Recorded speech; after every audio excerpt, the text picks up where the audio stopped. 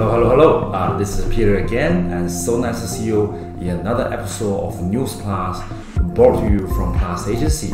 News Plus is a channel that's going to summarize what has happened in Sydney real estate in the past 7 days. If you're interested in this type of content, please make sure to subscribe and then forward the information to the people who needed it, just like you. Plus Agency is a boutique agency located in 418 Victoria Avenue in Chatswood. If you're ever in Sydney trying to come in and get some really good deals for real estate located in North Shore, Upper North Shore, Sydney CBD, or some of the eastern suburb, please make sure to pay us a visit. Alright, with no further ado, let's get this week's News Plus started. The first one, this particular Australian record is smashed by no others than Plus Agency. Sales record smashed iconic Sydney retail hub in Circular Quay with purchase at 1A Macquarie Street. Retail sales record in Sydney's iconic Circular Quay district has been smashed by a new purchase at the site of the first fleet landed in 1788. Lot 11 at 1A Macquarie Street just changed hands for $5.7 million at a rate above $132,000 per square meter, easily beating the old mark by around $20,000 per meter. The property sits in the retail precinct under the Toaster building, just a short walk from the Opera House in the key visitor precinct that is said to be a circular part of Australian tourism recovery now. Our borders are open to international travelers. Currently, it's occupied by Coco Bubble Tea. It's about only 43 square meters on the Opera Keys Boulevard. College International Director of Asian Markets Joseph Lin, Senior Executive Investment Service Angus Wendrill, and in conjunction with Plus Agency Peter Lee, and also my colleague Fiona Young and Chris Cazell has played a very important part in the transactions as well. It's really just a joint effort. The desirable world famous hub location generated an enormous amount of interest during the campaign, with more than 150 inquiries coming from both private locals and offshore Asian investors, as well as potential longer-term owner-occupiers. Lot 11 was sold alongside with another Lot 54 at 1A Macquarie Street for a total of $9.76 million. Lot 54 is a waterfront office, which is around 186 square meters, sold for roughly about $21,000 per square meter. Pure record is Circular Quay, which was settled over a year ago. It's a gift shop besides the Opera House with the view of the Harbour Bridge, and a 44 square meter shopfront sold for more than $5 million at a rate about $113,000 per square meter. The new record is about 20% higher.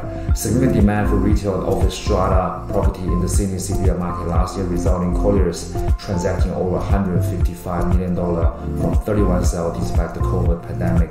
The company said, what's good news about we are actually, for the people who missed out on Lot 11, we're actually going to bring Lot 10 to the market as well, which is currently a much better unit with a corner block and excessive amount of outdoor exclusive use area.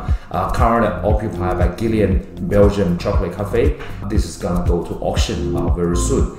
This particular cafe has generated a really tremendous amount of rent. It's got very stable income as well. Even during lockdown, people are still going there to get a takeaway coffee. So, for whoever looking for the absolute premium on the waterfront retail that's never to be repeated again, this is the opportunity as well. Next one, Sydney home prices dropped for the first time in 17 months. So finally, there has been a drop in prices. Was it dropped heavily? Not really. Sydney property prices has fallen for the first time in 17 months at the threat of rising interest rates and economic uncertainty, so homeowner demand. Obviously, the Russian and Ukraine situation at the moment also put a little bit of uncertainty on the global market.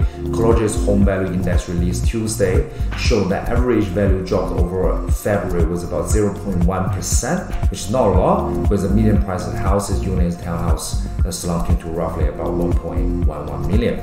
The fall, while minor, was a symbolic turn for the market, which has been booming at unpredicted levels last year. Price has mushroomed by more than 3% per month in the early stage of 2021, and there was an additional boom in prices when the Harbour City went into winter lockdown. It's meant that City Home remains close to about 23% pricier than it was a year ago, at average rise about $220,000 across the board. CoreLogic indicated staggering price gain last year were part of the reason the market was slowing down, but we didn't know what's going to happen. So let's see if this market is going to start cool down, prices start dropping, or it's going to be slowing down with a slower increase rate, or it's going to be very strong like what happened last year. Going to the next news, we actually see quite a big sale happening despite that the prices are actually going down in median prices. Going to the western area, Concord West houses sell for $330,000 over reserve. If you live in Sydney, that you are getting wet. The rain just doesn't stop. Not just a week, I think it's been like 2.5 weeks now. We have rain on every single day, and severe weather warnings didn't damp the spirit of home buyers in Concord West on Saturday, with two-story houses changing hands for almost $3.5 million in Concord West. That is insane. A huge crowd on onlookers flooded a yard at 35 Mayo Street to the sound of bagpipes playing as the 5-bedroom house went under the hammer for the first time in almost 4 decades through the local agent Ring & Home Concord and Strasfield. Auctioneer from Cooley Auctions started the proceeding by announcing a wet weather plan. If it starts raining again, let's just go under the room or into the house. Starting bid at $2.95 million. The owner would have sold it at 3.1 because that's what the reserve prices is. However, it just keep going, finally ending up at almost $3.5 million price. Alright, next one, Interwitz Caution Erskine Semi sells for life-changing prices. So this home is just so broken down. Interwitz caution signs were not enough to deter a mother from paying $1.6 million. Broke down Semi in Erskine. 6 registered bidders stepped gently through the ramshackle building that the agent said it was risk of collapsing before 3 actively competed.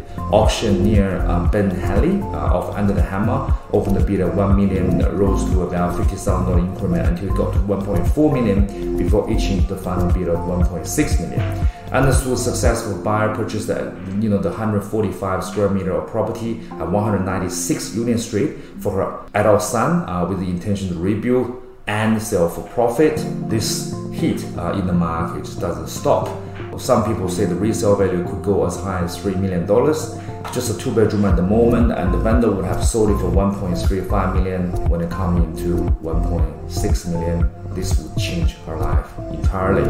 This is one of the many auctions organized this week, which is between the 1,082 auctions going to Hammer. The clearance rate is 72.6%. It was 10% less of auctions scheduled compared to last week, but it is 37.1% more compared to the same time last year. But many vendors will hesitate to list their property during the COVID time. We see how city market is gonna go. All right, Ashley Home of early pay executive sells late after 112 days, but he got a very good price for it. The Ashley Home of early pay chef operating officer James Beeson sold quite late after 112 days on the market, but he and his wife Essa got an incredible price for it. It sold for more than $5 million by the local agent Richardson Ranch. The 4-level, 5-bedroom, 4-bathroom residence with pool and Frankenpenny at 84 Cameron Street was the first listed last November with another agent who had a $4.5 million price guide, and there was no takers. And then this year the home was set for auction next week, but the deal was closed this week. There was 2 buyers on it. New buyer in the market this year, where a lot of buyers looking for a break when they head into Christmas. So now, homes are starting to sell at a great price again. All right, coming back to the eastern suburb again, Rose Bay after Ashcliff. This home speedy $15.5 million sale shocked the agent, who achieved $22 million in deals over 48 hours. The sale of Grand Old Home of the record-breaking prices capped off a remarkable 48 hours, leaving the agent in shock.